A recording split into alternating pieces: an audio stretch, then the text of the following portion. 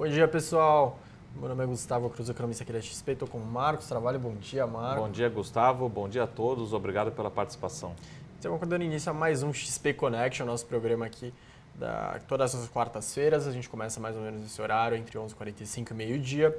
E tem cerca de 20, 30 minutos de duração, depende muito de como a gente preparou a apresentação, como que vem as perguntas no chat. Então, lembrando que é um programa que vocês podem convidar qualquer pessoa para participar, bem aberto, para você fazer pergunta, qualquer tipo de pergunta, tanto sobre a apresentação quanto sobre ações, sobre algum tema macroeconômico, algum tema mais político. Você só precisa se cadastrar no site da InfoMoney, entrar nesse chat e mandar a sua pergunta, que a gente vai coletando elas e respondendo ao longo do programa. Hoje o assunto do programa está um pouco dividido, mas a gente fez de um jeito que a parte de ações conversa com a macro. Então hoje eu vou falar um pouco sobre o mercado de crédito, dar um pouco da perspectiva, porque está bem entupido, né, os canais de crédito, e se a gente está tendo algum sinal de melhora, falar um pouco de como está o cenário de pessoa jurídica, o cenário de pessoa física. E o Marco vai encerrar falando sobre um pouco de como se conversa com os bancos, né, Marco? Exatamente. Enquanto o Gustavo faz a apresentação dele sobre os principais indicadores da economia, principalmente focados em relação ao crédito no país, eu vou coletando aqui as perguntas e no final a gente vai falar um pouco sobre as melhores opções de investimento no setor financeiro aqui na Bovespa, na nova B3. Pois é. Então, sem mais demoras, começando já a apresentação na tela, a gente colocou primeiro dois gráficos aqui sobre concessão de crédito. Então, aqui na esquerda a gente tem o crédito livre e à direita o direcionado. Em azul a gente tem aqui a pessoa física. A gente poderia até um equívoco aqui, deveria ter deixado as mesmas cores, mas em azul a gente tem pessoa física, em verde pessoa física também, em vermelho pessoa jurídica, em amarelo escuro pessoa jurídica. Então a gente vê basicamente aqui ambos, tanto o crédito livre quanto o crédito direcionado, tiveram uma queda muito forte depois de 2014. Então, logo após o início da crise, os dados de crédito começaram a piorar e faz muito tempo que eles estão em queda e tem poucos sinais de recuperação, principalmente quando a gente fala de pessoa jurídica. Então, a gente vê que a linha vermelha recuou bem mais em comparação do que a linha azul, e a linha amarela também foi uma queda bem mais absurda do que a linha verde no gráfico da direita. A pessoa física já está tendo algum tipo de recuperação, parece que já bateu no fundo do poço. A gente já tem alguns sinais, eu vou mostrar um pouquinho mais para frente isso mais explicado, por que a gente já vê isso. Isso já começa a se traduzir na economia real, e é importante porque você consegue fazer tanto a ligação para o mercado de ações. Então, aquelas empresas que são mais beneficiadas justamente quando a pessoa física está numa situação melhor em termos de crédito. Então, a gente vai falando um pouquinho mais para frente sobre isso. Mas é interessante mostrar que realmente os dados de concessão de crédito caíram para patamares piores do que 2001. Então, foi realmente uma das maiores crises da história do país. Sem mais demoras, de novo, passando para o próximo gráfico. Aqui a gente tem um pouco de conversa de novo. Vocês veem que teve uma esticada muito forte nos dados de crédito, principalmente na parte de crédito direcionado, um pouquinho antes da crise, e esse gráfico se conversa com esse. Então a gente vê uma participação bem maior no saldo de operações de crédito por parte de bancos públicos, passando justamente nesse período, até ultrapassando historicamente, coisa que não acontecia tanto, a parte de saldo de operação por crédito privado, ultrapassou em 2013, muito por conta de uma política tida pelo governo, né, algo que foi implementado pelo governo passado, e isso se traduziu nos canais de crédito e reverteu uma tendência muito longa que o crédito privado era sempre um pouco mais forte que o público. A parte da direita, a gente tem o endividamento, a pessoa física, como está o cenário da pessoa física, tanto a parte de dívida quanto de pagamento da dívida. Então a gente tem o montante do endividamento total da população brasileira, que é esse eixo, e essas colunas cinzas escuras. E na parte da direita a gente tem o serviço da dívida, mais ou menos quando o brasileiro está pagando de juros nessa dívida. Então a gente vê que ela alavancou muito. Também conversa muito com como a taxa de juros estava nos últimos anos. Mas a gente vê que teve um overshoot que foi um pouco bem mais além do que deveria, digamos, nos últimos anos. O brasileiro se endividou muito. Ele chegava no banco e tinha tudo quanto é possibilidade de crédito pré-aprovado e foi realmente pegando, achou que ia ser um cenário eterno e acabou se endividando demais. Então a gente vê que essa linha cinza escura foi crescendo muito e agora começou a recuar. E a parte de serviço da dívida de juros explodiu e agora começa a recuar também. Então, quando a gente pega aquelas pesquisas mais qualitativas, a gente vê que o brasileiro está com uma consciência bem diferente agora, em 2016, 2017, do que ele estava em 2013 e 2014. Então, agora 2013 para trás, um pouquinho também, agora o brasileiro ele responde que ele está bem mais preocupado em não acumular dívidas. Ele sente até como a situação financeira dele tem algum tipo de perspectiva de melhora, mas ele está bem mais preocupado, ele está bem menos disposto a tomar um pouco de risco por conta desse cenário que a gente está mostrando aqui. O brasileiro se endividou muito, não só o brasileiro, mas como a gente viu, a pessoa jurídica também. Então, um dos últimos slides que eu tenho aqui é sobre a inadimplência. E elas conversam justamente com o começo, que foi a concessão muito esticada, que a gente viu aqui tanto para pessoa jurídica, pessoa física, um endividamento muito grande, e isso resultou numa inadimplência muito forte. Então, os bancos acabaram prestando, ou os bancos, não, as empresas acabaram pegando muito mais do que deveriam. A inadimplência de pessoa jurídica está no gráfico da esquerda, essa linha vermelha, e ela disparou depois de 2014. A gente está tendo... A única coisa que a gente não coloca aqui nesse gráfico é o número de recuperações judiciais, que também seguiu isso, mas que agora já começa a dar um sinal de estabilização. Por outro lado, a inadimplência de pessoa jurídica ainda não começa a mostrar uma estabilização. Mas, por outro lado, mas no ano passado, os números de recuperação judiciais de empresa foram recorde na história do Brasil. No lado direito, a gente já tem uma boa notícia para dar aqui, que é a inadimplência de pessoa física contra as vendas no varejo. A inadimplência de pessoa física seria a linha amarela e as vendas no varejo a linha azul escuro.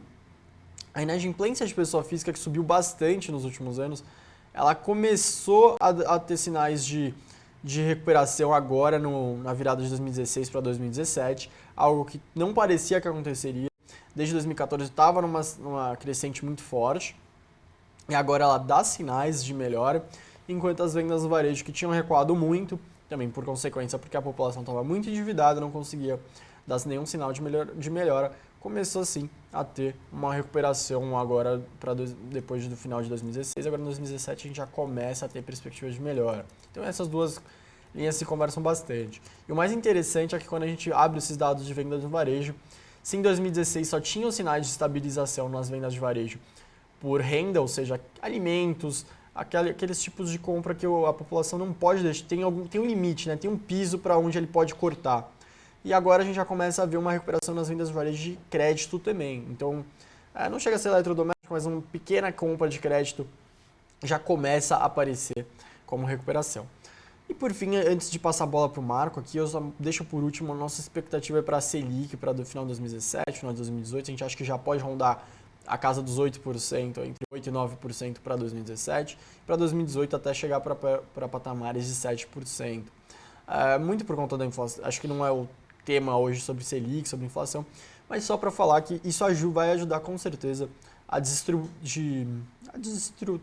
liberar um pouco os canais de crédito daqui para frente. Mas lembrando que a expectativa média que os economistas dão para essa tradução, né, ou seja, o corte da Selic e o crédito sendo impactado é de mais ou menos 2 trimestres, então demora um tanto significativamente para que realmente comece a aparecer algum tipo de consequência. Eu passo agora, não sei se o Marcos já quer continuar na apresentação, dar um comentário sobre isso. Bom, eu vou comentar rapidinho e as perguntas, hoje a gente está com foco na apresentação em relação ao setor financeiro. As perguntas que estão vindo a gente vai tentar responder em relação às empresas do setor financeiro, não só bancos, né? Lógico que o foco aqui hoje é crédito, então a gente vai falar um pouco sobre bancos, mas se tiver perguntas sobre outras empresas relacionadas ao mercado financeiro, como o Cielo, que saiu o resultado hoje, BVMF e outras empresas relacionadas, a gente pode comentar também. Mas eu vou pedir só para colocar a apresentação na tela, para a gente comentar rapidinho sobre o resultado do Itaú. Os resultados do Itaú foram muito, muito bons, né, dentro da nossa expectativa. Que a gente olha muito em termos de rentabilidade sobre o patrimônio, que é o famoso ROI, né, rentabilidade patrimonial, que continua numa crescente e num patamar extremamente saudável. Como vocês podem ver na tela, na última barrinha no gráfico superior à esquerda, ele atingiu o patamar de 22%. Esse é um patamar muito saudável. E como que a gente faz conta? Para a gente não entrar muito em detalhes, a gente precisa comparar com o que seria a taxa de captação do banco. Taxa de captação do banco basicamente é o CDI ou algo muito próximo do CDI.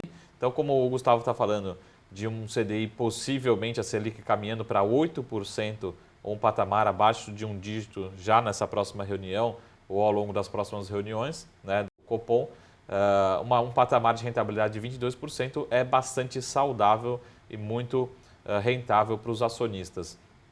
Mas o papel, lembrando que o papel se valorizou muito ao longo de 2017, né, já vem se valorizando próximo de 20%, então tem que tomar cuidado com qual a reação que o mercado pode ter nas ações. Mas, particularmente para o dia de hoje, a gente acredita que o mercado está penalizando de forma excessiva, não tem por que ter essa penalização no papel.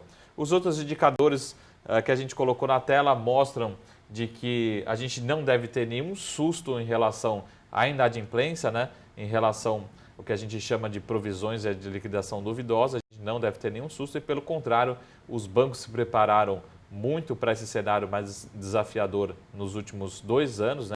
Em 2015 e 2016, e agora a gente entra no ano de 2017 muito mais bem preparado, as carteiras já estão preparadas para esse novo cenário e, pelo contrário, a gente pode em algum momento começar a apresentar melhores desses indicadores de inadimplência e provisionamento.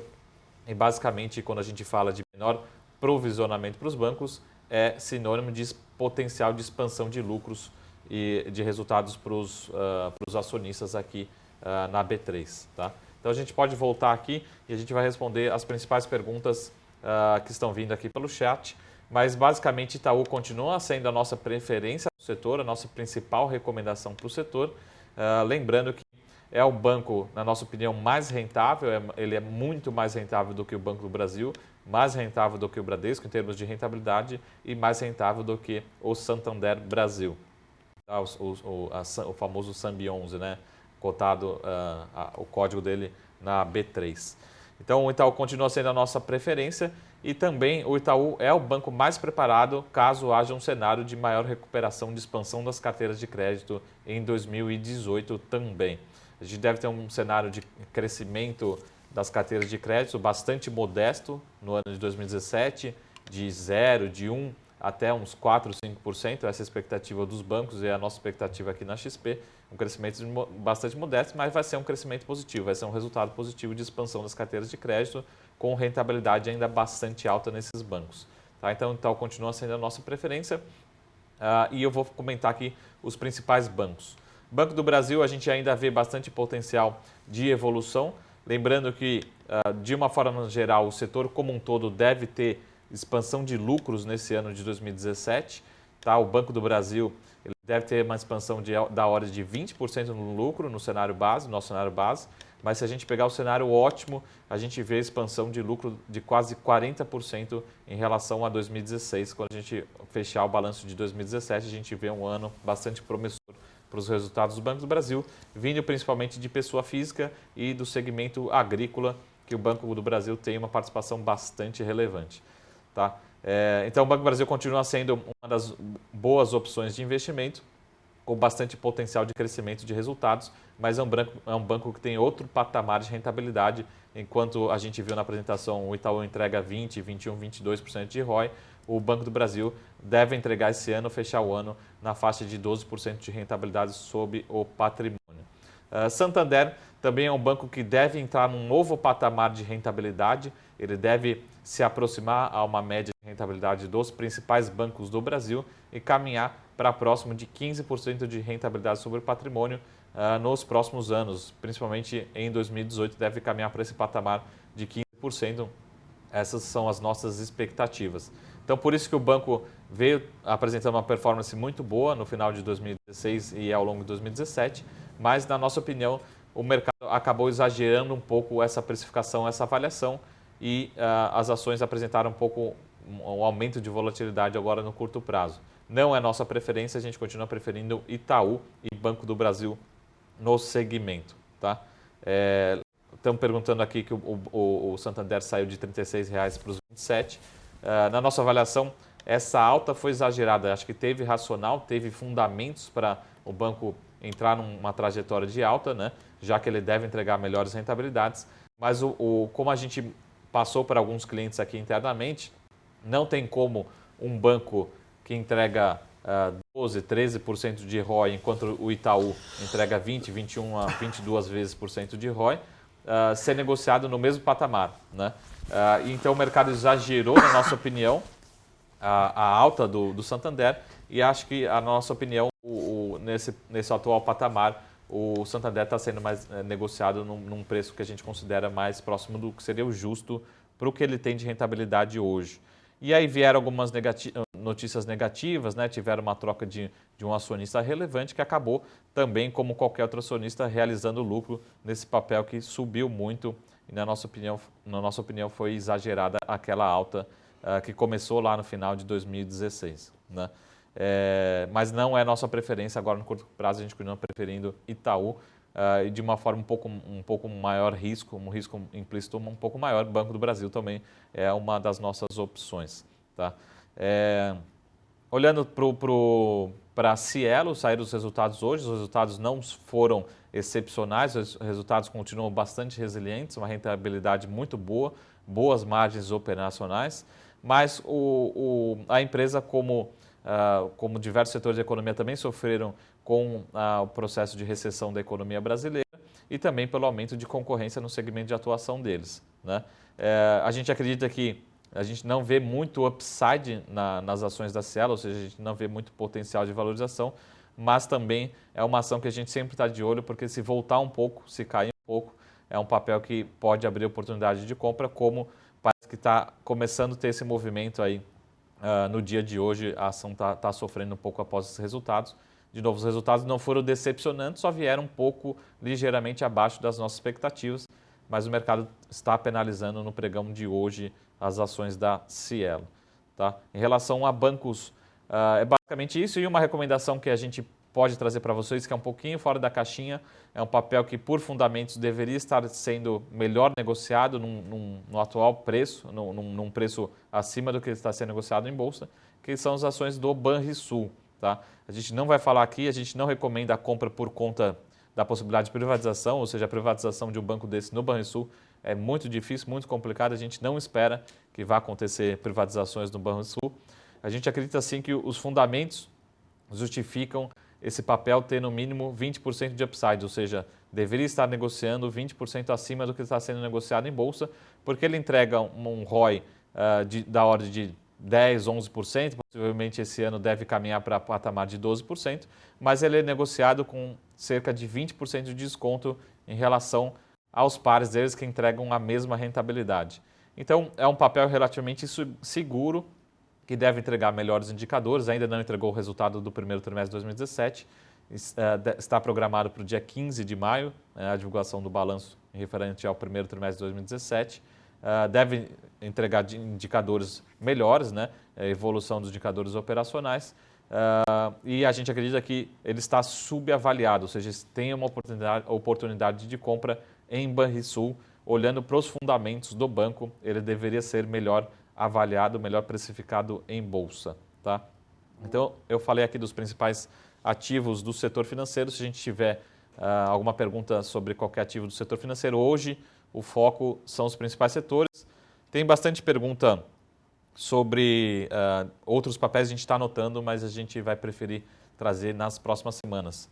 Só perguntar aqui, reforçando, só para responder Banrisul, justamente isso que foi perguntado, reforçando, o Banrisul, na nossa opinião, ele está sim descontado, ele está sim subavaliado e por fundamentos ele deveria valer no mínimo 20% a mais em bolsa, só pelos fundamentos que ele tem hoje. Se a gente esperar um resultado melhor, que é a expectativa, né, e deve já ser sinalizado agora no dia 15 de maio, o banco ele tem um potencial de valorização ainda maior. Mas por fundamentos não justifica esse atual nível de preços em Banrisul. Lembrando que a gente não recomenda por conta de possíveis eventos, mas sim pelos fundamentos que o papel se encontra hoje. Tá bom? Boa, tem algumas perguntas aí para você dar uma olhada no chat, só deixando você respirar um pouquinho. Tinha uma pergunta aqui mais para trás de se acontecesse alguma guerra na Coreia, nos Estados Unidos, se fundos multimercados seriam afetados com isso. Bom, gente, depende muito do que está no fundo multimercado, porque uma situação de guerra grande, como seria uma Coreia do Norte com os Estados Unidos, acho que aconteceria aquele cenário de flight to quality, então aqueles ativos chamados safe haven, como dólar, franco suíço, iene japonês, ouro. Esses ativos eles acabam se valorizando mais num cenário de estresse tão grande que seria um de uma guerra. Lembrando que não é o caso que a gente tem aqui na casa ainda de que a tensão lá vai desdobrar em uma guerra. A gente acha que a solução vai acabar sendo costurada entre China, Estados Unidos, Rússia. Não vai chegar a níveis de guerra. Mas, de qualquer forma, respondendo a pergunta, depende muito, cada caso é um caso. Obviamente, a maioria dos ativos sofreriam com um cenário de guerra entre os Estados Unidos, seria um estresse muito grande, pegaria bastante bolsas mundiais. Mas, se o fundo multimercado tiver um pouco desses ativos que eu citei anteriormente, dólar, eles sofreriam menos, né? Então, não dá para generalizar tanto essa resposta. Vou passar de novo para o Marco aqui a bola, cara. Eu concordo 100%, depende muito da estratégia, como o próprio nome diz, né? Fundos multimercados, a estratégia dele é bastante diversificada, né? Você tem uma série de ativos que o gestão cabe a ele decidir qual que é a melhor estratégia. Ele possivelmente pode estar num mercado 100% Brasil, 100% comprado em títulos públicos brasileiros, mas cabe ele. Mas o importante é que dentro do cenário, pelo menos dentro dos fundos que a gente conhece aqui na casa, eles estão entregando resultados muito bons, né? Nesse começo de 2017, nesses 3, 4 primeiros meses do ano. Exatamente. Tá? Em relação à Petrobras, eu vou só para a gente responder aqui, falar um pouco de cases não voltados ao mercado financeiro, ao setor financeiro, né? Se tiver alguma pergunta sobre o setor financeiro, a gente pode responder, já que hoje o programa foi focado nas empresas do setor financeiro. Mas só para falar de Petrobras rapidinho, continua sendo a nossa principal preferência no setor de commodities. Quando a gente fala de commodities, a gente está falando de petróleo, né? Inclui Petrobras, inclui Braskem, inclui outros ativos. E setor de commodities a gente fala de vales siderúrgicas agora no curto prazo. Tá? A gente está cada vez mais confortável com as ações da Petrobras, tem uma soma de fatores microeconômicos, ou seja, dependentes da gestão da empresa, dessa atual gestão da empresa, que vem dando uma aula de gestão, de execução, né, de bons indicadores, de recuperação da rentabilidade, associado à melhora dos indicadores financeiros, de redução do endividamento. E também a gente vem alertando de que o petróleo, na nossa visão, tende a ter uma recuperação agora no curto e médio prazo. Tanto a OPEP já sinalizou de que o petróleo não deve permanecer nesse patamar por muito tempo abaixo dos $50. A gente acredita que possa haver uma intervenção no curto prazo por parte da OPEP no lado da oferta nos próximos meses, para reduzir a oferta e trazer o petróleo mais para próximo dos $55 aí no médio prazo. E também por conta de petróleo, a gente reforça, ontem eu estive aqui com o Thiago Salomão, falando sobre uma oferta pública inicial de ações, né, um IPO de uma grande empresa da Arábia Saudita, que só para vocês terem um pouco do tamanho desse IPO, ele pode ser avaliado em $1 trilhão. E é uma empresa de petróleo, lógico, não poderia ser diferente, e faz todo sentido para essa empresa, né, como eles são determinantes, são importantes no mercado de petróleo, manter o petróleo num patamar elevado ou não deixar ele ceder por muito tempo, né? Então faz todo sentido para esse IPO ter essa intervenção por parte da OPEP, se organizar para reduzir a oferta nos próximos meses até esse IPO acontecer. Então tem uma soma de fatores, tanto externos como internos da própria Petrobras, que sinalizam que o ativo talvez seja uma das opções mais confortáveis, que a gente tem mais conforto em recomendar agora no curto e médio prazo para o mês de maio. É uma das nossas principais opções no segmento de commodities. Tá? Deixa eu perguntar, só para responder, acho que tem uma pergunta sobre B3 aqui, né? Isso. É basicamente isso, a gente tem as ações da companhia nos nossos portfólios, é uma das nossas opções para diversificar o setor financeiro. A gente prefere diversificar não concentrando só em bancos, né? Isso depende muito do perfil do investidor. Lógico que o Banrisul é um ativo um pouco mais arriscado, com uma menor liquidez mas depende muito do perfil do investidor. Mas B3, a antiga BVMF, é uma das principais opções para diversificar. A gente vê um cenário bastante benigno e os indicadores da Bovespa, principalmente, vem mostrando uma evolução no volume médio negociado. Quando a gente compara os 4 primeiros meses desse ano em relação aos 4 primeiros meses de 2016, a evolução mostra de que o volume deve continuar apresentando expansão. E lembrando, IPO, queda de juros e todos os indicadores são bons indicadores para o mercado de capitais principalmente e são bons indicadores para a expectativa de resultados da B3. Tá? Então, B3 ela anunciou essa fusão entre a antiga BVMF, BMF Bovespa com a CETIP. Tem muitas sinergias para criar, tem bastante produtos para serem desenvolvidos, para serem melhorados, para crescer, expandir. É uma das melhores opções para a gente ter essa diversificação, olhando para o crescimento do mercado de capitais brasileiro, que deve acontecer, também colaborado pela queda das taxas de juros. Né? Boa, Marco. Bom, pessoal, só voltei na tela aqui. Bom, pessoal, obrigado pela audiência. Hoje espero que a gente tenha ajudado mais uma vez a tirar o maior número de dúvidas de vocês. A gente tem acrescentado bastante com a apresentação, com as nossas respostas. Perguntaram de Fed hoje, agora à tarde. Não tem expectativa aqui na casa de alguma surpresa, deve manter a taxa de juros do nível que está. Não tem entrevista depois, então é só o comunicado, e o comunicado não deve trazer muitas mudanças. Lembrando que os dirigentes do Fed eles estão cada vez mais falando sobre uma mudança na balança de ativos deles. Eu acho que é uma mudança bem importante de como eles fizeram o tapering. Eles estão tentando evitar que aconteça isso de novo. Ou seja, eles estão tentando deixar bem claro, explicando desde janeiro, ou desde o primeiro trimestre, que eles estão dispostos a fazer isso em breve. Algo que não deve acontecer no curto prazo, talvez na virada do ano para frente. Mas eles estão amansando o mercado, digamos assim. Então, acho que é interessante ver se eles vão falar um pouquinho mais sobre isso. Não acho que aconteceria isso hoje, mas nas próximas reuniões, próximas entrevistas coletivas dos dirigentes. Bom, Marco, obrigado. Eu acho que é isso aí, pessoal. Só para antes de terminar, tiveram várias perguntas. Uma delas foi um papel que foi bastante mencionado aqui, foi Klabin.